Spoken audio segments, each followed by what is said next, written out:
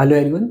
स्वागत है आप सबका आपके अपने YouTube channel arc chemistry classes पर। आज हम शुरू करेंगे क्वांटम मैकेनिक्स।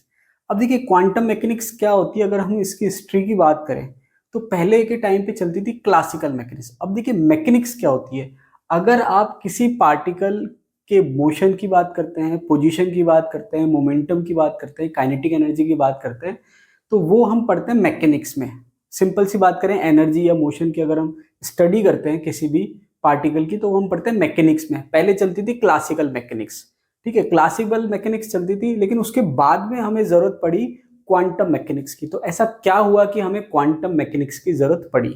तो इसको आप ऐसे समझ सकते हैं कि पहले के टाइम पे माइक्रो पार्टिकल डिस्कवर्ड नहीं हुए थे। जैसे मान लीजिए अगर हम बात करें, सबसे सिंपल एग्जांपल इलेक्ट्रॉन की बात करें, तो पहले इलेक्ट्रॉन की खोज नहीं हुई थी, जो कि एक माइक्रो पार्टिकल है, मतलब मास जो है नेग्लिजिबल है। तो पहले जो हम पढ़ते थे बड़े बड़े ऑब्जेक्ट के बारे में पढ़ते थे, जैसे कि क्रिकेट बॉल है, तो जब हम उसकी स्टडी करते थे तो क्लासिकल मैकेनिक्स से सारे रिजल्ट आपके आ जाते थे। लेकिन बाद में जब इलेक्ट्रॉन की खोज हो गई तो वहां पर आपने देखा कि जो रिजल्ट है वो क्लासिकल मैकेनिक्स से इतना अप्रोप्रिएट नहीं आ रहा है, या आप क्लासिकल मैकेनिक्स से उसकी सारी प्रॉपर्टी नहीं समझा सकते। तो हमें जरूरत पड़ी क्वांटम मैकेनिक्स की। अब क्वांटम मैकेनिक्स क्या है, किस पे बेस्ड है, तो यहाँ पर क्वांटम मैकेनिक्स का कंसेप्ट क्या है। तो इसको आप ऐसे समझिए कि पहले जब हम पढ़ते थे लाइट के बारे में, तो लाइट के हम कई फिनोमिना पढ़ते थे। तो हम क्या करते थे कि लाइट के जब फिनोमिना पढ़ते थे तो उस फिनोमिना को हम दो कैटेगरी में डिवाइड करते थे, पार्टिकल नेचर और वेव नेचर। जैसे मान लीजिए एग्जांपल की बात करें तो यहाँ पर मैंने एक फिनोमिना लिख रखा है, फोटो इलेक्ट्रिक इफेक्ट। तो ये इसके पार्टिकल नेचर को बता रहा है। इसके अलावा जब हम आगे पढ़ेंगे तो हम वेव फिनोमिना भी देखेंगे। तो हमने क्या देखा कि जो लाइट है, जिसको हम इलेक्ट्रोमैग्नेटिक रेज भी कह देते हैं या इलेक्ट्रोमैग्नेटिक वेव्स भी कहते हैं, तो वो ड्यूल नेचर शो करती है। ड्यूल नेचर मतलब द्वैत प्रकृति शो करती है, मतलब पार्टिकल नेचर भी शो करती है और वेव नेचर भी शो करती है। तो ये बात थी किसकी, लाइट की, कि वो दोनों तरह के नेचर शो करती है। लेकिन बाद में जब क्वांटम मैकेनिक्स आई तो हमने ये देखा कि जो माइक्रो पार्टिकल्स हैं वो भी ड्यूअल नेचर शो कर रहे हैं, मतलब वो पार्टिकल की तरह भी बिहेव कर रहे हैं और वेव की तरह भी बिहेव कर रहे हैं। तो आप इसको ऐसे समझिए कि पार्टिकल नेचर को और वेव नेचर को दोनों को एक साथ समझाने के लिए हमें जरूरत पड़ी किसकी, क्वांटम मैकेनिक्स की। बात समझ में आ गई। तो बेसिकली हम क्वांटम मैकेनिक्स में सबसे मेनली क्या पढ़ रहे हैं कि जो पार्टिकल है उसका वेव नेचर किस तरीके से शो हो रहा है, उसको स्टडी करने के लिए हम क्वांटम मैकेनिक्स यहाँ पर पढ़ेंगे। तो आई थिंक ये जो है इंट्रोडक्शन आपके दिमाग में क्लियर हो गया होगा कि क्वांटम मैकेनिक्स क्या है और हमें जरूरत क्यों पड़ती है। तो क्लासिकल मैकेनिक्स में केवल आप मैक्रो ऑब्जेक्ट पढ़ते थे, क्वांटम मैकेनिक्स में आप मैक्रो के साथ साथ माइक्रो भी स्टडी करेंगे। और यहाँ पर क्वांटम मैकेनिक्स में हम पार्टिकल की पार्टिकल नेचर भी स्टडी करते हैं और वेव नेचर भी स्टडी करते हैं। तो चलिए अब यहाँ पर सबसे पहले हम बात करते हैं कि जब हम फिनोमिना की बात करते हैं तो वहां पर हम फिनोमिना को दो कैटेगरी में डिवाइड करते हैं, पार्टिकल फिनोमिना और वेव फिनोमिना। अब वो फिनोमिना कोई भी शो कर सकता है, पार्टिकल भी शो कर सकता है, वेव भी शो कर सकती है। नॉर्मली हमने यहाँ पर दो कैटेगरी में फिनोमिना को डिवाइड किया है। तो एग्जाम में क्वेश्चन किस टाइप से बन सकता है कि कौन सा पार्टिकल फिनोमिना है और कौन सा वेव फिनोमिना है, तो आपको एग्जाम्पल ध्यान रखने हैं। सबसे पहला फिनोमिना की अगर हम बात करें, पार्टिकल फिनोमिना हम यहाँ पर पढ़ रहे हैं, और सबसे पहला फिनोमिना है फोटो इलेक्ट्रिक इफेक्ट, प्रकाश विद्युत प्रभाव। आई थिंक यही कहते हैं हिंदी में, फोटो इलेक्ट्रिक इफेक्ट। तो फोटो इलेक्ट्रिक इफेक्ट सबसे पहली बात तो क्या है, पार्टिकल फिनोमिना है। और इस पे क्वेश्चन पूछ रखा है कि भाई फोटो इलेक्ट्रिक इफेक्ट कौन सा फिनोमिना है, या फिर ऐसे क्वेश्चन पूछ रखा है कि पार्टिकल फिनोमिना का एग्जाम्पल है। तो ये क्वेश्चन पूछ रखा है राजस्थान यूनिवर्सिटी के एंट्रेंस एग्जाम में 2014 वाले में। अब फोटो इलेक्ट्रिक इफेक्ट होता क्या है, तो फोटो इलेक्ट्रिक इफेक्ट जैसे नाम से ही पता चल रहा है, फोटो का मतलब लाइट, इलेक्ट्रिक का मतलब करंट, और प्रभाव मतलब लाइट की वजह से करंट प्रोड्यूस हो रहा है। तो यहाँ पर बेसिक कंसेप्ट क्या है, थ्योरी क्या है कि ये जो है ये मेटल शो करते हैं। फोटो इलेक्ट्रिक इफेक्ट कौन शो करता है, मेटल। अब यहाँ पर मैंने एक एग्जांपल दे रखा है कि ये मेटल की सरफेस है, ठीक है, मेटल की सरफेस पे इलेक्ट्रॉन प्रेजेंट है। ये आपने एक फोटोन इंसिडेंट हुआ, मतलब एक प्रकाश का जो फोटोन है वो इस पे क्या हुआ, आपतित हुआ मेटल की सतह पर। और जब फोटोन यहाँ पर इलेक्ट्रॉन से टकराया तो ये इलेक्ट्रॉन क्या हो गया, बाहर निकल गया मेटल की सरफेस से। तो यहाँ पर एक तरीके से हम इसको ऐसे समझ सकते हैं कि फोटोन ने क्या करा, इलेक्ट्रॉन से कोलिजन करा, और इलेक्ट्रॉन से कोलिजन करने के बाद इलेक्ट्रॉन निकल गया। तो ये जो कोलिजन फिनोमिना है ये पार्टिकल फिनोमिना में आता है। तो यहाँ पर इसलिए हम इसको पढ़ रहे हैं पार्टिकल फिनोमिना में। तो यहाँ पर हमने क्या देखा कि जो फोटोन है वो इलेक्ट्रॉन पे इंसिडेंट हो रहा है और इलेक्ट्रॉन फ्री होकर निकल रहा है। अब यहाँ पर जो फोटोन की एनर्जी थी वो दो चीज में काम आ रही है। एक तो इस इलेक्ट्रॉन को फ्री करने में, दूसरा फ्री तो ये हो गया, उसके बाद इस इलेक्ट्रॉन ने जो काइनेटिक एनर्जी गेन करी उसमें काम में आ रही है। तो कहने का मतलब ये कि जो इंसिडेंट रे की जो फोटोन की जो एनर्जी थी वो दो में डिवाइड हो गई, एक तो इलेक्ट्रॉन को फ्री करने में, दूसरा उसकी काइनेटिक एनर्जी में। तो यहाँ पर एक इक्वेशन बनती है, क्या बनती है, इक्वेशन, जिसको आप कहते हो आइंस्टीन फोटो इलेक्ट्रिक इक्वेशन। वहां पर आपने क्या देखा कि जो एनर्जी है, एनर्जी किसकी, इंसिडेंट फोटोन की, जैसे यहां लिख देता हूं ई, इंसिडेंट फोटोन की जो एनर्जी है E equals to H nu. तो यहां पर इसने कहा ई किसके बराबर है, डब्ल्यू नॉट के बराबर plus half M we square. अभी जो हाफ एम वी स्क्वायर है ये काइनेटिक एनर्जी मैंने मेंशन कर दिया। अब ये डब्ल्यू नॉट क्या है, जैसे मैंने आपको क्या कहा कि एक मिनिमम एनर्जी रिक्वायर्ड है इस इलेक्ट्रॉन को उसकी सरफेस से फ्री करने के लिए। तो वो जो मिनिमम एनर्जी है उसको आप डब्ल्यू नॉट से मेंशन करते हो, जिसको हम कहते हैं वर्क फंक्शन। देखिए यहाँ पर मेंशन कर रखा है डब्ल्यू नॉट और इसका दूसरा नोटेशन है फाई, इसको हम कहते हैं वर्क फंक्शन, हिंदी में कहते हैं कार्यफलन। हिंदी में क्या कहते हैं, कार्यफलन। तो कार्यफलन या वर्क फंक्शन क्या है, वह न्यूनतम ऊर्जा जो उस इलेक्ट्रॉन को उसकी सतह से मुक्त करने के लिए क्या है, काम में आती है। Minimum energy required to remove और free an electron from the metal surface. ठीक है, ये आपकी मिनिमम एनर्जी हो गई। तो ये तो होगी मिनिमम एनर्जी जिसको हमने वर्क फंक्शन कह दिया डब्ल्यू नॉट और फाई से, और बाकी जो एनर्जी बच गई वो किस में कन्वर्ट हो गई, काइनेटिक एनर्जी। काइनेटिक एनर्जी मतलब गतिज ऊर्जा, जिसका फॉर्मूला होता है हाफ एम वी स्क्वायर। जिसका फॉर्मूला क्या होता है, हाफ एम वी स्क्वायर। लेकिन एक कंडीशन है, कंडीशन क्या है कि अगर ये एनर्जी ज्यादा है तब तो ये दो में डिवाइड होगी। अब अगर मैं इस एनर्जी को कम करूं तो सबसे पहले क्या होगा, काइनेटिक एनर्जी कम होगी, क्योंकि डब्ल्यू नॉट की वैल्यू फिक्स है। ये एक तरह से क्या है, कांस्टेंट है। ठीक है, इसकी वैल्यू फिक्स है तो ये वेरी करेगा। तो जैसे जैसे आप एनर्जी को कम करोगे काइनेटिक एनर्जी क्या होती जाएगी, कम होती जाएगी। और एक कंडीशन आएगी जब काइनेटिक एनर्जी जीरो हो जाएगी, तो उस केस में क्या हो जाएगा, ई डब्ल्यू नॉट के बराबर हो जाएगा। वही हमने कहा कि minimum energy required to remove an electron, to free an electron from the metal surface. लेकिन अगर एनर्जी की वैल्यू इससे कम कर दूं तो फिर वो इलेक्ट्रॉन फ्री ही नहीं होगा। इसका मतलब ये हुआ कि अगर मैं चाह रहा हूं कि फोटो इलेक्ट्रिक फिनोमिना हो, उसके लिए कंडीशन ये है कि जो एनर्जी है वो ग्रेटर देन होनी चाहिए वर्क फंक्शन से, या इक्वल टू भी आप कह सकते हो। अगर बराबर होगी तो वो क्या होगा, केवल इलेक्ट्रॉन फ्री हो जाएगा लेकिन कोई काइनेटिक एनर्जी नहीं होगी। लेकिन अगर ज्यादा होगी तो इलेक्ट्रॉन फ्री भी होगा और काइनेटिक एनर्जी भी होगी। मतलब कंडीशन क्या है, फोटो इलेक्ट्रिक इफेक्ट की जो एनर्जी है फोटोन की, इंसिडेंट फोटोन की, वो वर्क फंक्शन से या तो बराबर होनी चाहिए या ज्यादा होनी चाहिए। इसके अलावा आप फ्रीक्वेंसी के सेंस में कह सकते हो, अभी हम नीचे देखेंगे फॉर्मूला, इक्वल्स टू आप एच न्यू लिख रहे हो तो ये न्यू जो है उसको मैं लिख सकता हूँ greater than equals to nu naught होनी चाहिए। ठीक है, अब यहाँ पर मैंने क्या करा, फॉर्मूले को और वेरीफाई करा या और हमने चेंज करा। देखिए फॉर्मूले को आप कैसे भी लिख सकते हैं। अब जैसे मान लीजिए क्वेश्चन मैंने लिख रखा है, ये इक्वेशन राजस्थान यूनिवर्सिटी 2008 में पूछी गई है। ठीक है, अब यहाँ पर इसको मैं कैसे लिख सकता हूँ, मैं काइनेटिक एनर्जी के सेंस में भी फॉर्मूला लिख सकता हूँ। तो काइनेटिक एनर्जी के सेंस में लिखूंगा तो ये हाफ एम वी स्क्वायर एक साइड रह जाएगा, तो ये क्या हो जाएगा, एच न्यू माइनस फाइव हो जाएगा। ठीक है, यहाँ अगर मैं लिखना चाहूँ तो half M we square equals to H nu minus five. तो किसी भी फॉर्म में एग्जाम में पूछ सकते हैं। तो ये फॉर्म पूछ रखे राजस्थान यूनिवर्सिटी 2008 में। ठीक है, एक ही फॉर्मूला है, लिखने का पैटर्न कई सारे। अब इसके बाद मैंने क्या करा, ई तो एच न्यू है ही, इंसिडेंट या आपतित फोटोन की एनर्जी एच न्यू। अभी जो वर्क फंक्शन है, मिनिमम एनर्जी है, उसको मैंने क्या लिख दिया, एच न्यू नॉट। तो जो डब्ल्यू नॉट था, जो फाइव था, उसको मैं क्या लिख सकता हूँ, एच न्यू नॉट। और ये जो न्यू नॉट है वो है ये तो फ्रीक्वेंसी ऑफ इंसिडेंट रेडिएशन हो गई न्यू। ये जो है ये है थ्रेशोल्ड फ्रीक्वेंसी, इसको आप कहते हो थ्रेशोल्ड फ्रीक्वेंसी, हिंदी में कहते हैं दहलीज ऊर्जा। इसका मतलब कि फोटो इलेक्ट्रिक इफेक्ट शो करने के लिए जो न्यूनतम आवृत्ति चाहिए उसको आप दहलीज आवृत्ति कहते हो, और जो न्यूनतम ऊर्जा चाहिए उसको आप कार्यफलन कह रहे हो। ठीक है, तो ये आपने फॉर्मूला लिख दिया h nu equals to H nu naught plus half M we square. इसके बाद आपने इसका फॉर्म चेंज कर दिया, ये हाफ एम वी स्क्वायर एक साइड रह गया और ये दूसरी साइड चला गया। तो half M we square equals to H nu minus h nu naught, और एच आपने कॉमन ले लिया तो फाइनली ये फॉर्मूला आ गया half M we square equals to H nu minus new not. ये राजस्थान यूनिवर्सिटी 2007 में पूछा गया। तो आपने देखा कि यहाँ पर ये जो इक्वेशंस हैं, अलग अलग इक्वेशंस को अलग अलग एग्जाम में पूछा गया है। राजस्थान यूनिवर्सिटी 2007 में ये वाली फॉर्म पूछी गई है, 2008 में ये वाली फॉर्म पूछी गई है। Photo electric effect particle phenomena होता है, ये आपके राजस्थान यूनिवर्सिटी 2014 में पूछा गया। अब इसके अलावा आपको एक चीज ध्यान रखनी है कि मैंने आपको आइंस्टीन फोटो इलेक्ट्रिक इक्वेशन बताई थी इक्वल्स टू एच न्यू, और इसके साथ एक रिलेशन और बताया था कि सी जो होता है वो होता है न्यू लैम्डा के बराबर। ठीक है, तो न्यू जो है उसको आप क्या लिख सकते हो, सी अपॉन लैम्डा, तो ये जो फॉर्मूला हमने फ्रीक्वेंसी के फॉर्म में लिखा है, इसको आप वेवलेंथ के फॉर्म में भी लिख सकते हो। तो ये आपको आना चाहिए। अब देखिए हर बार सारे पैटर्न फॉर्मूले के लिखवाना पॉसिबल नहीं है। अब जैसे मान लीजिए ये इसको इधर कर दिया, इसको इधर कर दिया, तो वो सारे फॉर्म लिखवाने की जरूरत नहीं है।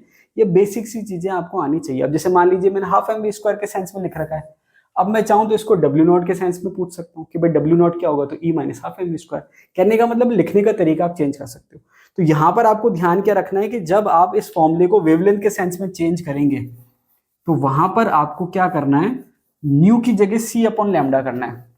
ठीक है, तो यहां पर मैं इसको कर देता हूं एक बार, half M we square equals to h c upon lambda minus c upon lambda not.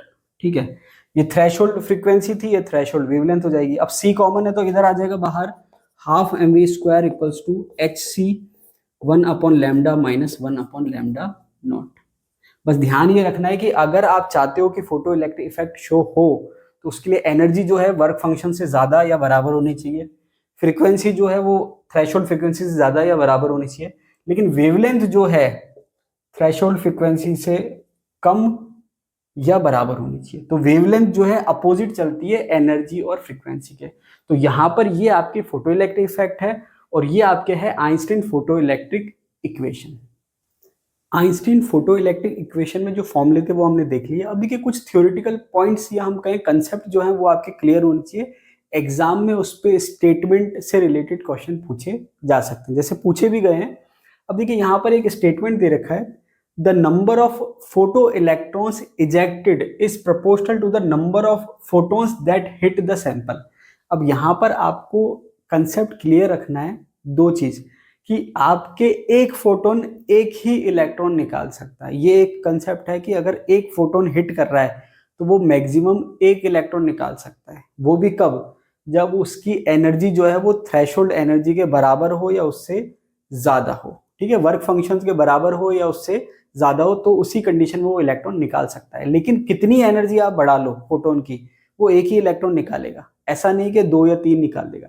तो अब यहाँ पर फोटो इलेक्ट्रॉन जो निकलेंगे सरफेस से वो किस पे डिपेंड कर रहे हैं, वो डिपेंड करते हैं नंबर ऑफ फोटोन्स पे। तो यहाँ पर नंबर ऑफ फोटोन्स पे डिपेंड कर रहे हैं, लेकिन कंडीशन क्या है कि फोटोन की एनर्जी वर्क फंक्शन के बराबर या उससे ज्यादा होनी चाहिए। तो अब यहाँ पर ये वापस से स्टेटमेंट पढ़ते हैं, the number of photo electrons ejected, कि जितने फोटो इलेक्ट्रॉन इजेक्ट हो रहे हैं वो किस पे डिपेंड कर रहे हैं, इज प्रोपोर्शनल, मतलब समानुपाती है, to the number of photons that hit the sample. जितने फोटोन ज्यादा हिट करेंगे उतने ही क्या होंगे, फोटो इलेक्ट्रॉन ज्यादा निकलेंगे। तो यहाँ पर एक चीज और भी है कि फोटो इलेक्ट्रॉन्स की जो संख्या है, नंबर ऑफ फोटो इलेक्ट्रॉन्स, इसकी जगह मैं करंट शब्द भी काम में ले सकता हूँ। ये आप ध्यान रखना कि जो फोटो इलेक्ट्रिक करंट है वो आपके फोटो इलेक्ट्रॉन्स जो इजेक्ट हो रहे हैं उसकी संख्या पे डिपेंड करता है।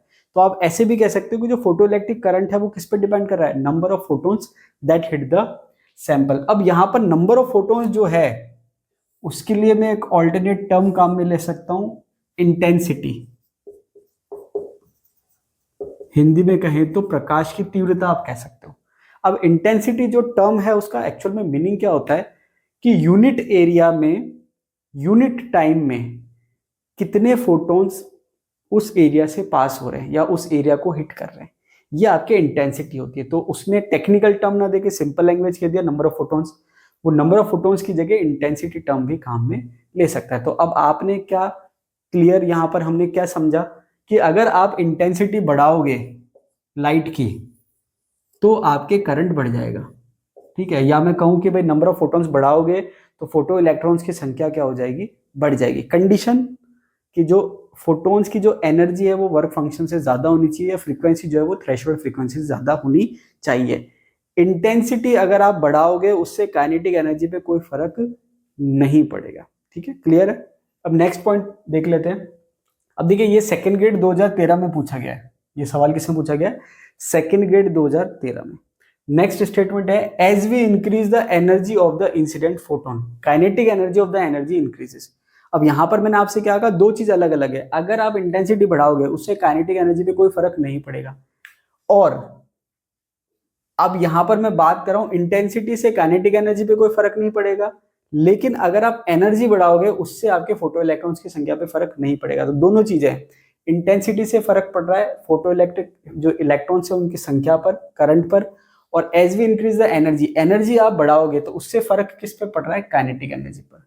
तो दो चीज रिलेट हो गई, इंटेंसिटी से नंबर ऑफ फोटो इलेक्ट्रॉन्स और एनर्जी से काइनेटिक एनर्जी। ये काइनेटिक एनर्जी किस पे डिपेंड कर रही है, इंसिडेंट की एनर्जी पर। ठीक है, तो क्लियर आपको रखना है कि कौन किस पे डिपेंड कर रहा है और कौन किस पे डिपेंड नहीं कर रहा है। अगर इंसिडेंट रेडिएशन की आप एनर्जी बढ़ाओगे उससे काइनेटिक एनर्जी पे फर्क पड़ेगा, नंबर ऑफ फोटो इलेक्ट्रॉन्स पे फर्क नहीं पड़ेगा। क्लियर है? चलिए नेक्स्ट पॉइंट बहुत इंपॉर्टेंट है, एग्जाम में क्वेश्चन पूछ रखा है, एल्कली मेटल्स। अब देखिए मैंने आपसे पहले ही कहा कि मेटल सरफेस पे ये फिनोमिना होता है और मेटल शो करते हैं। क्यों? क्योंकि जब आप फोटोन दे रहे हैं तो इलेक्ट्रॉन निकल रहा है आसानी से, और आसानी से इलेक्ट्रॉन किस केस में निकलता है, मेटल के केस में निकलता है। अब यहां पर क्या कह रहा है, alkali metal show photo electric effect. ये पॉइंट इंपॉर्टेंट है, like sodium potassium rubidium, where as transition metals does not show photo electric effect like manganese. तो कहने का मतलब क्या है कि एल्कली मेटल तो फोटो इलेक्ट्रिक इफेक्ट शो करते हैं। इसमें आप चाहो तो सीजियम भी लिख सकते हो, सोडियम पोटेशियम रुबिडियम सीजियम। ठीक है, इंपॉर्टेंट है सीजियम तो, जबकि और आसानी से शो करता है, बहुत अच्छा एग्जाम्पल है। एप्लीकेशन भी इसकी रहती है फोटो इलेक्ट्रिक इफेक्ट पे सीजियम की। तो यहाँ पर आपको पॉइंट के ध्यान रखना है कि एल्कली मेटल जो है, अब हाइड्रोजन को आप हटा दीजिए, लिथियम को हटा दीजिए, सोडियम से स्टार्ट करिए, कि ये फोटो इलेक्ट्रिक इफेक्ट शो कर रहे हैं। लेकिन जो डी ब्लॉक है, एग्जाम्पल ले लिया मैंगनीज, ये फोटो इलेक्ट्रिक इफेक्ट शो नहीं करता। अब एग्जाम में 2-3 बार ये क्वेश्चन पूछ लिया कि निम्न में से कौन फोटो इलेक्ट्रिक इफेक्ट शो करेगा और कौन नहीं करेगा। तो एल्कली मेटल के एग्जाम्पल हैं सोडियम पोटेशियम रुबिडियम सीजियम, तो ये तो शो करेंगे। लेकिन अगर डी ब्लॉक का कोई एग्जाम्पल है, जैसे मान लो मैंगनीज है, तो ये शो नहीं करेगा। अब ये क्वेश्चन जो है राजस्थान यूनिवर्सिटी के एंट्रेंस एग्जाम 2003 में पूछा गया है, RAS 2012 में ये क्वेश्चन पूछा गया है। तो कहने का मतलब क्या है कि जब हम थ्योरी पढ़ते हैं तो थ्योरी में क्या है, हमने सिंपल फोटो इलेक्ट्रिक इफेक्ट पढ़ लिया, क्या होता है ये पढ़ लिया, फॉर्मूले पढ़ लिए। लेकिन अगर हमने ये प्रॉपर्टी नहीं पढ़ी तो ये फिर हमारा क्वेश्चन क्या हो जाएगा, मिस हो जाएगा। तो कई बार क्या होता है कि जब हम थ्योरेटिकल एस्पेक्ट से पढ़ते हैं तो चीजें इतनी क्लियर नहीं होती, लेकिन जब हम कॉम्पिटिशन एग्जाम के पेपर देखते हैं तो वहां पर हमें पता चलता है कि कौन कौन से कंसेप्ट पे क्वेश्चन पूछे गए, तो उसके हिसाब से हम उसको क्या करते हैं, वेटेज देते हैं। ठीक है, चलिए ये आपके फोटो इलेक्ट्रिक इफेक्ट कंप्लीट हो गया। इससे रिलेटेड जितने भी पॉइंट्स है वो हमने यहाँ पर कवर कर लिए। नेक्स्ट जो पार्टिकल फिनोमिना है वो है कॉम्पटन इफेक्ट। अब देखिए कॉम्पटन इफेक्ट पे इतने ज्यादा क्वेश्चन नहीं पूछे गए जितने फोटो इलेक्ट्रिक इफेक्ट पे पूछे। अब कॉम्पटन इफेक्ट क्या होता है, सिंपल सा देख लेते हैं। स्कैटरिंग फिनोमिना होता है। जैसे मान लीजिए कि ये एक एटम है, ठीक है, ये फोटोन, ये लाइट आई और ये इससे स्कैटर्ड हो गई। स्कैटर्ड मतलब पाथ चेंज हो गया उसका। तो अब उसमें हुआ क्या, कॉम्पटन इफेक्ट में हुआ क्या, तो यहां पर हम पढ़ते हैं, if monochromatic x ray are allowed. अब यहां पर ध्यान क्या रखना है, कंडीशन क्या है, मोनोक्रोमेटिक है और एक्सरेज है। ठीक है, आपके इलेक्ट्रोमैग्नेटिक वेव्स होती हैं, उसकी अलग अलग रेंज होती है, एनर्जी की, फ्रीक्वेंसी की, वेवलेंथ की, उसके बेस पे अलग अलग स्पेक्ट्रम होते हैं। तो यहाँ पर एक टाइप की इलेक्ट्रोमैग्नेटिक वेव्स है एक्सरेज। ठीक है, if monochromatic x rays are allowed to fall on a lighter element, ये आपको ध्यान रखना है, ये डिफरेंस है। यहाँ पर ऊपर वाले केस में मेटल था, स्पेशली एल्कली मेटल, यहाँ पर लाइटर एलिमेंट है। Example such as carbon, carbon में भी कौन सा एलोट्रॉप्स, ग्रेफाइट। ठीक है, the scattered x ray have wavelength larger than incident x ray. अब यहां पर क्या करते हैं हम, जब हम कॉम्पटन इफेक्ट पढ़ते हैं तो देखिए कॉम्पटन इफेक्ट में ऐसा कोई बाउंडेशन नहीं है कि आपके वेवलेंथ बड़े ही बड़े। नॉर्मली हम क्या कहते हैं, कॉम्पटन इफेक्ट में जब ये आपके इंसिडेंट रेडिएशन है और ये स्कैटर्ड रेडिएशन है, तो इंसिडेंट रेडिएशन की कोई ना कोई एनर्जी होगी, कोई ना कोई फ्रीक्वेंसी होगी, कोई ना कोई वेवलेंथ होगी, और स्कैटर्ड की भी जो होगी कोई ना कोई एनर्जी होगी, कोई ना कोई फ्रीक्वेंसी होगी, कोई ना कोई वेवलेंथ होगी। इसको डैश से बता देते हैं। तो यहाँ पर क्या होता है कि जो नॉर्मल केस होते हैं या मैक्सिमम केस होते हैं, उस केस में जब लाइट स्कैटर्ड होती है लाइटर एलिमेंट से, तो उसकी एनर्जी कम हो जाती है, फ्रीक्वेंसी कम हो जाती है और वेवलेंथ बढ़ जाती है। ये नॉर्मल फिनोमेना है। इसके अपोजिट भी हो सकता है, या ऐसा भी हो सकता है कि कोई चेंज ना हो, लेकिन मैक्सिमम केस में ये होता है। तो यहाँ पर हमने क्या देखा कि स्कैटरिंग फिनोमेना एक तरीके से लाइट का, किससे, लाइटर एलिमेंट से। एग्जाम्पल दे रखा है कार्बन का, ग्रेफाइट का। ठीक है, तो यहाँ पर स्कैटरिंग फिनोमेना हो रहा है। कौन सी रेज आपने ले रखी है, मोनोक्रोमेटिक एक्सरे। और स्कैटरिंग के बाद क्या हो रहा है, स्कैटर्ड जो रेडिएशन है उसकी एनर्जी कम हो रही है, फ्रीक्वेंसी कम हो रही है और वेवलेंथ क्या हो रही है, बढ़ रही है। इस कंसेप्ट पे क्वेश्चन पूछा जा चुका है कि ये कौन शो करता है। तो यहाँ पर आंसर क्या हो जाएगा, कार्बन और ग्रेफाइट। ये एग्जाम में क्वेश्चन पूछा गया है कि कॉम्पटन इफेक्ट कौन शो करता है। ठीक है, तो यहाँ पर इस पे क्वेश्चन पूछ लिया है और यहाँ पर क्वेश्चन पूछ लिया, ठीक है, आपको ध्यान रखना है। नेक्स्ट एग्जाम्पल जो है आपके पार्टिकल फिनोमिना का वो है आपके ब्लैक बॉडी रेडिएशन। तो यहाँ पर आपको सबको डिटेल में पढ़ने की जरूरत नहीं है क्योंकि बहुत ज्यादा इस पे क्वेश्चन पूछे नहीं गए।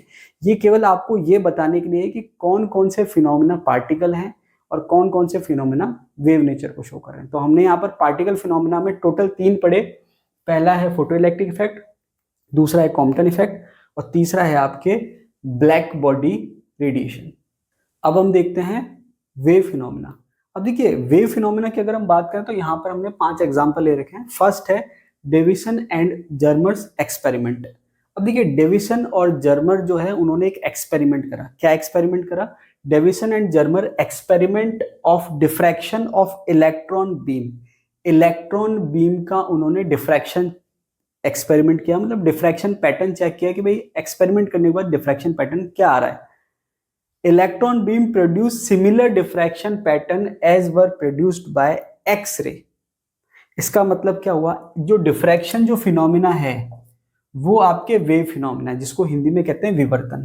तो यहाँ पर डेविसन जर्मर ने क्या करा, क्या सिद्ध करा? यहाँ पर उन्होंने ये सिद्ध करा कि जो आपके एक्स-रे है वो इलेक्ट्रोमैग्नेटिक वेव्स है, मतलब तरंग है, और जो डिफ्रैक्शन फिनोमिना है, विवर्तन जो फिनोमिना है वो वेव फिनोमिना है, तरंग नेचर को प्रदर्शित करता है। तो जो तरंग नेचर को प्रदर्शित करता है डिफ्रैक्शन का फिनोमिना, जो डिफ्रैक्शन पैटर्न एक्स-रे का आ रहा था वही डिफ्रैक्शन पैटर्न किसका आया? इलेक्ट्रॉन बीम का आया। किसका आया? इलेक्ट्रॉन बीम का। और ये एक्सपेरिमेंट करा डेविसन और जर्मर ने। तो इससे ये साबित हुआ कि इलेक्ट्रॉन जो है वो भी किसकी तरह बिहेव कर रहा है, यहाँ पर वेव की तरह बिहेव कर रहा है, मतलब तरंग की तरह व्यवहार कर रहा है। तो जो हमारा क्वांटम मैकेनिक्स का सिद्धांत है या जो आधार है वो यही है कि पहले क्लासिकल मैकेनिक्स में बड़े बड़े ऑब्जेक्ट होते थे, बड़े बड़े पार्टिकल्स होते थे, तो वहां पर वो केवल पार्टिकल नेचर शो करते थे। लेकिन जब बाद में माइक्रो पार्टिकल्स की खोज हुई तो उनको स्टडी करने के लिए हमने ये देखा कि जो माइक्रो पार्टिकल्स है वो आपके पार्टिकल के साथ साथ वेव नेचर भी शो कर रहे हैं। उसको एक्सप्लेन करने के लिए हम बात कर रहे हैं क्वांटम मैकेनिक्स की। तो यहाँ पर ये सिद्ध कर दिया डेविसन और जर्मर ने कि इलेक्ट्रॉन जो है वो वेव नेचर शो करता है, क्योंकि उसने क्या शो कर दिया? Diffraction pattern. और डिफ्रैक्शन जो है वो क्या है? वेव नेचर है। ठीक है, वेव नेचर है या वेव फिनोमिना है। ये एग्जाम में क्वेश्चन पूछा जा चुका है राजस्थान यूनिवर्सिटी का एंट्रेंस एग्जाम 2003 में। ठीक है, नेक्स्ट जो है अब केवल नाम देख लेंगे, बहुत ज्यादा डिटेल में जाने की जरूरत नहीं है। इंटरफेरेंस मतलब हिंदी में कहते हैं व्यतिकरण। ये वेव नेचर होता है। ये मैं आपको इसलिए बता रहा हूँ कि क्वेश्चन ऐसा आएगा कि कौन सा वेव नेचर है और कौन सा पार्टिकल नेचर है। तो केवल आपको नाम ध्यान रखने, और जिसमें डिटेल की जरूरत थी वो मैंने आपको बता दी। इंटरफेरेंस, उसके बाद रिफ्लेक्शन, हिंदी में कहते हैं परावर्तन, उसके बाद पोलराइजेशन, हिंदी में ध्रुवीकरण कहते हैं या ध्रुवण भी कह सकते हैं, और नेक्स्ट है आपकी हीट कैपेसिटी ऑफ सॉलिड्स। तो ये आपके 5 जो है वो आपके वेव नेचर हो गए या वेव फिनोमिना हो गए। कौन कौन से? डिफ्रैक्शन, इंटरफेरेंस, रिफ्लेक्शन, पोलराइजेशन और हीट कैपेसिटी ऑफ सॉलिड्स। और इलेक्ट्रॉन के वेव नेचर को किसने बताया था? Davisson and Germer. ठीक है, इसके बाद अब बात करते हैं हम क्वांटम मैकेनिक्स। तो अभी तो हमने केवल देखा वेव फिनोमिना क्या है और पार्टिकल फिनोमिना क्या है, उसके एग्जाम्पल हमने देखे। ठीक है, उसके बाद अब बेसिक जो हमारा क्वांटम मैकेनिक्स है वो अब स्टार्ट हो रहा है। अब क्वांटम मैकेनिक्स में हम पढ़ेंगे क्या क्या? तो क्वांटम मैकेनिक्स में बेसिकली हम 4 चीजें पढ़ते हैं। ठीक है, सबसे पहला है आपके Bohr model of hydrogen atom. अब Bohr model of hydrogen atom जो है मैं आपको एटॉमिक स्ट्रक्चर में पढ़ा चुका हूँ। ठीक है, उस टाइम पे मैंने आपको बताया था कि जो बोर का मॉडल है वो क्वांटम के सिद्धांत पर आधारित है। अब क्वांटम का सिद्धांत क्या था कि जो बोर मॉडल में जो आपके एनर्जी शेल्स हैं वो आपके फिक्स एक एनर्जी वैल्यू के हैं, मतलब रैंडम कोई वैल्यू नहीं हो सकती। ठीक है, ये मैंने आपको बताया था bore model of hydrogen atom, ये हमने पढ़ लिया है। उसके बाद नेक्स्ट जो हम पढ़ेंगे इसमें वो है आपके de Broglie hypothesis. De Broglie hypothesis क्या है, या हम डी ब्रोगली इक्वेशन भी पढ़ते हैं। डी ब्रोगली ने क्या करा, जैसे हम बात करते हैं लाइट के ड्यूल नेचर की, कि भाई जो प्रकाश है वो 2 तरीके का व्यवहार शो कर रहा है, पार्टिकल नेचर भी शो कर रहा है और वेव नेचर भी शो कर रहा है। तो ये द्वैत प्रकृति है। तो पहले द्वैत प्रकृति का जिक्र होता था या बातें होती थी या हम स्टडी करते थे किसके लिए? लाइट के लिए। लेकिन बाद में डी ब्रोगली ने सोचा कि जब लाइट जो है, जो बेसिकली हम उसको वेव कह सकते हैं, कि जब लाइट वेव होके पार्टिकल नेचर शो कर रही है तो जो माइक्रो पार्टिकल्स हैं, ये जो पार्टिकल्स हैं वो पार्टिकल होके वेव नेचर क्यों नहीं शो कर सकते? भाई अगर वो ड्यूल नेचर शो कर सकती है लाइट, तो पार्टिकल भी ड्यूल नेचर शो कर सकते हैं। तो उन्होंने ड्यूल नेचर का सिद्धांत रखा और उन्होंने ये कहा कि पार्टिकल जो हैं, खास करके माइक्रो पार्टिकल जो हैं, वो पार्टिकल के साथ साथ वेव नेचर भी शो कर सकते हैं। और वेव नेचर शो करेंगे तो वेव की प्रॉपर्टी क्या है? वेव की एक प्रॉपर्टी है वेवलेंथ। ठीक है, जैसे ये अगर हम बात करें, वेव है तो दो सेम फेज, ठीक है, ये आप कह सकते हो या फिर ये वाली कह लो, कोई सी भी कह लो, दो सेम फेज की जो बीच की जो दूरी है वो वेवलेंथ कहलाती है। शृंग और गर्त कहते हैं, इंग्लिश में कहते हैं क्रेस्ट और ट्रफ। तो यहाँ पर जो वेवलेंथ है वो वेव की प्रॉपर्टी है कि जो दो सेम फेज है उनके बीच की दूरी कितनी है। ठीक है, ये वेव नेचर को बता रहा है वेवलेंथ। तो यहाँ पर डी ब्रॉगली ने कहा कि जब आपके लाइट ड्यूल नेचर शो कर सकती है तो पार्टिकल भी ड्यूल नेचर शो कर सकता है। और उन्होंने पार्टिकल के ड्यूल नेचर की बात रखी, सिद्धांत रखा और एक फॉर्मूला भी दिया। किसका? पार्टिकल की वेवलेंथ का। देखिए लाइट की वेवलेंथ तो है ही है, यहाँ पर उसने किसका फॉर्मूला दिया कि जो पार्टिकल वेव नेचर शो करेगा उसकी वेवलेंथ का फॉर्मूला क्या होगा। तो उसने जो कंसेप्ट रखा वो सिंपल सा ये था कि भाई आपके जो दो नेचर हैं, पार्टिकल नेचर और वेव नेचर, एक फॉर्मूला होता है आइंस्टीन का E=mc²। ठीक है, ये भी आपने क्वेश्चन में देखा होगा, एटॉमिक स्ट्रक्चर ये फॉर्मूला ये पढ़ते हैं। और एक हमने पढ़ा प्लांक का फॉर्मूला E=hν। इसने क्या करा, दोनों फॉर्मूले को मिला करके मैथमेटिकली सॉल्व करके फिर ये फॉर्मूला दिया वेवलेंथ का। और वेवलेंथ का फॉर्मूला क्या है? λ=h/p। h क्या है? Planck constant. p क्या है? मोमेंटम, जिसको आप m/v भी लिख सकते हो। तो ये आ गया λ=h/m/v। अब होता क्या है कि जब हम प्लांक कांस्टेंट की बात, ये वाले फॉर्मूला की बात करते हैं, तो वहां पर हम रेडिएशन की बात करते हैं। तो नॉर्मली जो रेडिएशन होती है या वेव्स होती है, उनकी जो लाइट होती है, सॉरी, जो उनकी वेलोसिटी होती है वो वेलोसिटी ऑफ लाइट के बराबर होती है। ठीक है, वो लगभग एक फिक्स वैल्यू होती है। लेकिन जब हम पार्टिकल की बात करें तो पार्टिकल की वेलोसिटी ऑफ लाइट के बराबर नहीं है, अलग अलग वेरी कर सकती है, कम होती है नॉर्मली। तो अब यहाँ पर जब आप वेवलेंथ निकालेंगे तो यहाँ पर जो सबसे इंपॉर्टेंट फैक्टर है वो है मास का। क्यों? क्योंकि मास पे डिपेंड करेगा कि जो वेवलेंथ की वैल्यू आएगी वो कैसी आएगी। अब जिसको आप ऐसे समझ लीजिए कि एक तो है इलेक्ट्रॉन, एक है क्रिकेट की बॉल। अब इलेक्ट्रॉन का जब आप मास देखेंगे तो मैंने आपको बता रखा फंडामेंटल पार्टिकल्स में 9.1 इंटू 10⁻31 किलोग्राम आप कह सकते हो। ठीक है, यही होना चाहिए आई थिंक। तो वो आपके क्या है, बहुत नेग्लिजिबल है। तो जब आप यहाँ पर बहुत कम मास रखोगे, पावर माइनस में जा रही है, तो वो पावर माइनस से ऊपर आ जाएगी और वेवलेंथ की जो वैल्यू है वो एप्रिशिएबल आएगी, मतलब अच्छी खासी वैल्यू आएगी, जिसको आप कंपेयर कर सकते हो अदर वेव से। लेकिन अगर आप क्रिकेट बॉल की बात करोगे जिसका जो वेट है वो ग्राम में है, 250 ग्राम, 300 ग्राम, 500 ग्राम, कुछ भी हो सकता है, तो वहां पर जो वेवलेंथ आएगी बहुत नेग्लिजिबल आएगी, मतलब पावर माइनस में बहुत ज्यादा आएगी। तो वहां पर वो एप्रिशिएबल वेवलेंथ नहीं आएगी। इसका मतलब वो वेव नेचर शो करके भी नहीं करेगा, मतलब कोई फायदा नहीं है। तो यहाँ पर हमने क्या देखा, डी ब्रॉगली का जो फॉर्मूला है λ=h/p h/mv, वो उसने किस बेस पे रखा? ये जो दो फॉर्मूले थे एनर्जी के, E=mc² और E=hν, उसको कंपेयर करके मैथमेटिकली सॉल्व करके ये फॉर्मूला आया। और ये फॉर्मूला बता रहा है कि जो पार्टिकल है उसकी वेव नेचर अगर है तो वेवलेंथ कितनी आएगी। और मैंने आपको बता दिया कि कारण क्या है कि जो माइक्रो पार्टिकल्स हैं उसका मास कम है, मास कम होगा तो वेवलेंथ अच्छी खासी आएगी।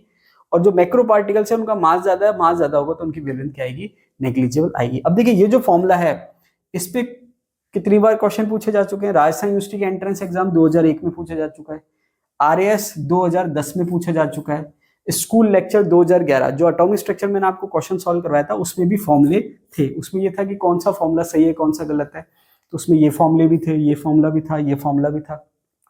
इसके अलावा इवन RAS मेंस के एग्जाम में डी ब्रॉगली इक्वेशन पे न्यूमेरिकल पूछा जा चुका है। नेक्स्ट है हेजनबर्ग अनसर्टेनिटी प्रिंसिपल, हेजनबर्ग का अनिश्चितता का सिद्धांत। अब क्या है ये देख लेते हैं। It is not possible to determine precisely both position and the momentum of small moving particle. अब यहां पर इसने क्या कहा कि यहां पर हेजनबर्ग का अनिश्चितता का सिद्धांत क्या है, कि इंपॉर्टेंट जो शब्द है यहां पर वो देख लेते हैं। It is not possible, possible नहीं है, टू डिटरमाइन प्रिसाइसली। प्रिसाइसली का मतलब आप इसको समझ सकते हैं, एक्यूरेटली आप कह सकते हैं। ठीक है, बिल्कुल एक्यूरेट कोई चीज निकालना। बोथ क्या निकाल रहे हैं हम यहाँ पर? पोजीशन, स्थिति, एंड द मोमेंटम। मोमेंटम को आप कहते हो आई थिंक संवेग कहते हैं हिंदी में शायद, पी जो होता है मोमेंटम संवेग कहते हैं। Of a small moving particle, मतलब ये कह रहा है हाइजेनबर्ग का सिद्धांत कि अगर कोई माइक्रो पार्टिकल है उसका आप पोजीशन और मोमेंटम एक्यूरेटली नहीं निकाल सकते। मोमेंटम की जगह आप ऑल्टरनेट टर्म जो है वेलोसिटी भी काम में ले सकते हैं।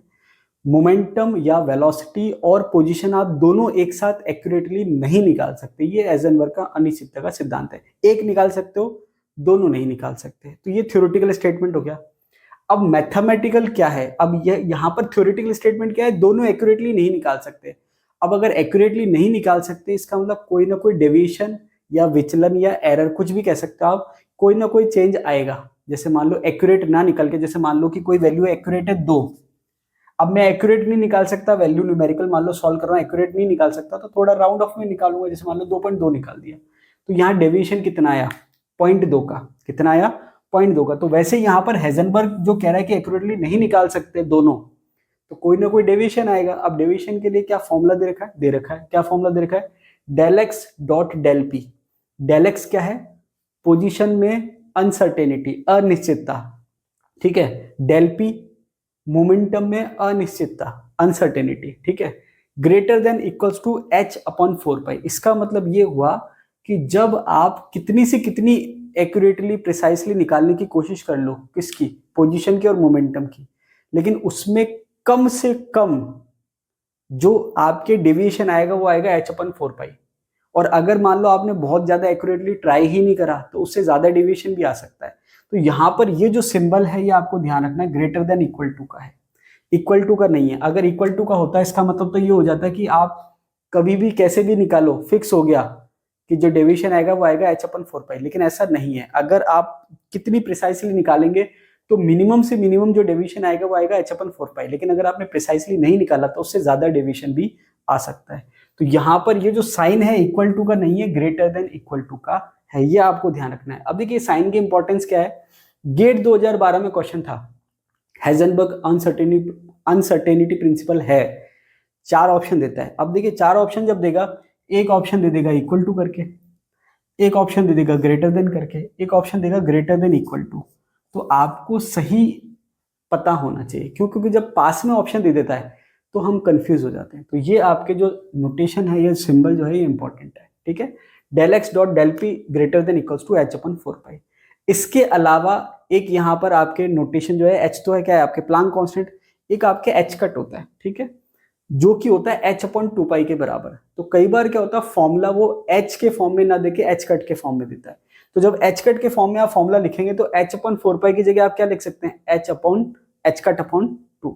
तो ये आप ध्यान रखना कि क्वांटम मैकेनिक्स में आप जितने फॉर्मूले एच से रिलेटेड पढ़ोगे वहां पर आपको एच कट से रिलेटेड फॉर्मूले भी आने चाहिए। और सारे याद नहीं रखोगे, केवल ये याद रख लोगे तो आप चेंज कर सकते हो, ठीक है। एग्जाम में पूछे गए इसलिए बता रहा हूँ, आगे भी आएंगे आपके श्रोडिंगर इक्वेशन में, हैमिल्टनियन ऑपरेटर में। तो ये आपको रिलेशन ध्यान होना चाहिए, h cut equals to h upon 2 pi. अब यहाँ पर क्या है, मोमेंटम को m इंटू वी लिख सकते हैं। तो मास तो वेरी करेगा नहीं, ठीक है, मास में तो डेविएशन होगा नहीं, डेविएशन होगा वेलोसिटी में। तो इसको मैं कैसे लिख सकता हूँ? Del x dot m del v greater than equals to h upon 4 pi और एच कट अपॉन 2। तो ये आपके फॉर्मूला हो गया हाइजेनबर्ग अनसर्टेनिटी का, ठीक है। राजस्थान यूनिवर्सिटी 2002 में पूछ रखा है, गेट 2012 में पूछ रखा है, ठीक है। इसके बाद एक क्वेश्चन और आता है जो कि अगर आप नहीं पढ़ोगे तो हो सकता है आप गलत कर दो, डेफिनेटली 99% चांस है गलत करने के। क्या गलत करने के चांस है? अब जैसे मैंने आपसे क्या कहा, या मैंने नहीं कहा, हाइजेनबर्ग ने कहा, क्या कहा कि 2 चीज आप मेजर कर रहे हो, एक आप मेजर कर रहे हो पोजीशन, एक आप मेजर कर रहे हो मोमेंटम। तो दोनों को आप एक साथ एक्यूरेटली या प्रिसाइसली मेजर नहीं कर सकते। तो इसका मतलब क्या हुआ कि अगर आप एक को ज्यादा प्रिसाइसली मेजर करने की कोशिश करोगे तो दूसरे में डेविएशन बढ़ जाएगा, और अगर इसको ज्यादा प्रिसाइसली मेजर करने की कोशिश करोगे तो इसमें डेविएशन बढ़ जाएगा। तो इसको आप ऐसे समझो कि अगर एक में डेविएशन बढ़ेगा तो दूसरे में डेविएशन क्या हो जाएगा? कम हो जाएगा। क्यों? क्योंकि दोनों का मल्टीप्लाई जो है मिनिमम से मिनिमम कितना आएगा? एच अपन 4 पाई। इसको आप ऐसे समझ लो कि आप 2 टर्म को मल्टीप्लाई कर रहे हो, ठीक है, 2 टर्म को मल्टीप्लाई कर रहे हो ए और बी, जिसका मल्टीप्लिकेशन आ रहा है 100। तो अगर मान लो कि ये 10 है और ये भी 10 है तो ये कितना आ गया? 100। अब अगर मैं ए को कम करूं तो मैंने क्या करा? 10 का 5 कर दिया, तो ये कितना आ जाएगा? 20। ये हो गया 100।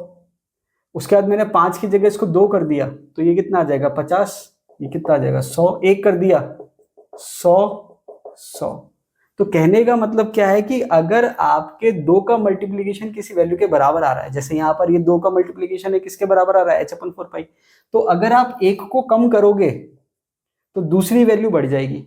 तो अब यहाँ पर अगर मैं डेल एक्स को कम कर रहा हूं तो डेल एक्स का मतलब पोजीशन में डेविएशन को कम कर रहा हूं, मतलब मैं क्या कर रहा हूं कि पोजीशन को मैं एक्यूरेटली मेजर कर रहा हूं, प्रिसाइसली मेजर कर रहा हूं, तो डेल पी बढ़ेगा। डेल पी का मतलब मोमेंटम में डेविएशन बढ़ जाएगा। और अगर मैंने इतना प्रिसाइसली मेजर कर दिया, 100% एक्यूरेट मेजर कर दिया, मतलब डेविएशन 0 कर दिया, तो कई बार क्या होता है अगर मैंने इसको 0 करा तो डेल पी पूछा है, तो अब आप क्या कर सकते हो कि 0 से मल्टीप्लाई कर दोगे, तो आप बोलोगे डेल पी भी 0 आ जाएगा, लेकिन ऐसा नहीं है। तो यहाँ पर हम कर क्या रहे कि भाई मुझे पता है कि ये 100 आना है, और अगर इसको मैंने 5 कर दिया तो ये 20 कैसे आया, 100/5 करके आया। तो वैसे ही जब आप निकालोगे तो अगर डेल एक्स 0 है तो आपको क्या निकालना है, डेल पी। अब अगर मैं इक्वल टू मान लूं, क्या मान लूं, इक्वल टू मान लूं, ग्रेटर देन इक्वल टू की जगह सिंपल इक्वल टू मान लूं, तो फिर आप क्या करोगे, डेल पी जो होगा वो होगा h/4 पाई इंटू 1/डेल एक्स, ऐसे ही होगा। और डेल एक्स की वैल्यू मैंने 0 कर दी, तो जैसे ही 0 करी तो किसी भी चीज को आप 0 से डिवाइड करोगे तो आएगा इनफाइनाइट। तो कहने का मतलब क्या है कि अगर एक में आप एक्यूरेसी बढ़ा रहे हो तो दूसरी की एक्यूरेसी कम हो रही है, और अगर आपने एक की एक्यूरेसी 100% कर दी तो दूसरे की एक्यूरेसी 100% खत्म हो गई, मतलब इनफाइनाइट हो गई। तो ये आपको ध्यान रखना है, डेल एक्स की वैल्यू अगर 0 है तो डेल पी की वैल्यू आएगी इनफाइनाइट। ये राजस्थान यूनिवर्सिटी 2000 में पूछा जा चुका है, ठीक है। पहली बार अगर आप ये क्वेश्चन सुनोगे तो बहुत ट्रिकी क्वेश्चन है, अच्छा क्वेश्चन है। सेम है, अगर आपके डेल पी की वैल्यू आप 0 करोगे तो डेल एक्स की वैल्यू क्या हो जाएगी, इनफाइनाइट होगी। ये क्वेश्चन अच्छा क्वेश्चन है, एग्जाम में पूछा जा चुका है, आगे भी पूछा जा सकता है। इसके बाद ये पॉइंट मैंने आपको पहले बता दिया, वापस से देख लेते हैं। क्लासिकल जो मैकेनिक्स थी वो किसको स्टडी करती थी, only applicable for macro particles.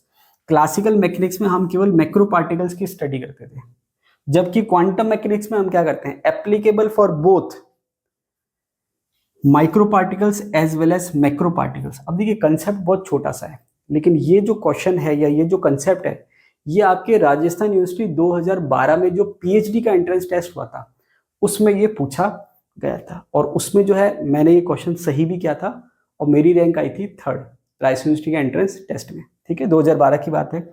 उसके बाद 4th है आपकी श्रोडिंगर इक्वेशन। अब श्रोडिंगर इक्वेशन एक्चुअल में है क्या, देखिए होता क्या है कि जब हम वेव की स्टडी करते हैं, मतलब आप कोई तरंग की स्टडी कर रहे हो, तो वहां पर वेव की एक इक्वेशन होती है जिसको आप डबल डिफरेंशियल इक्वेशन भी कहते हैं नॉर्मली। जैसे अगर हम वेव वाला चैप्टर पढ़ते हैं या एसएचएम वाला चैप्टर पढ़ते हैं फिजिक्स में, तो वहां पर हम डबल डिफरेंशियल इक्वेशन पढ़ते हैं। तो यहाँ पर जब हम बात करेंगे इलेक्ट्रॉन की, खास करके इलेक्ट्रॉन की बात हो रही है, तो जब आप इलेक्ट्रॉन की या माइक्रो पार्टिकल के वेव की स्टडी करोगे तो वहां पर आपको एक वेव इक्वेशन चाहिए, और वो वेव इक्वेशन जो है वो किसने दी थी, श्रोडिंगर ने। तो हम यहाँ पर पढ़ेंगे श्रोडिंगर इक्वेशन। तो श्रोडिंगर इक्वेशन एक तरह से है क्या, वेव इक्वेशन है।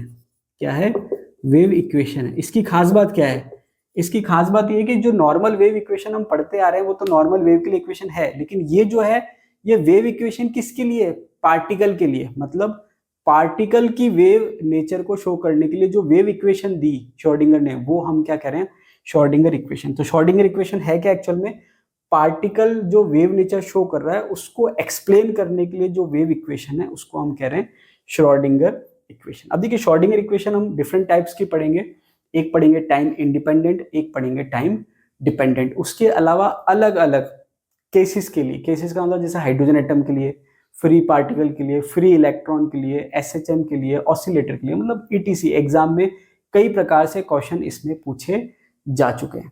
तो अभी के लिए इतना ही। नेक्स्ट वीडियो में हम पढ़ेंगे श्रोडिंगर इक्वेशन और ऑपरेटर्स। तो आपको वीडियो कैसा लगा कमेंट बॉक्स में कमेंट करके जरूर बताइए। वीडियो अच्छा लगा तो लाइक कीजिए, दोस्तों के साथ शेयर कीजिए और कमेंट जरूर कीजिए। उससे क्या है, मुझे मोटिवेशन मिलेगा कि मुझे आपके लिए और अच्छे से अच्छे वीडियो बनाने चाहिए। तो अभी के लिए इतना ही, मिलते हैं अगली वीडियो में, तब तक के लिए धन्यवाद।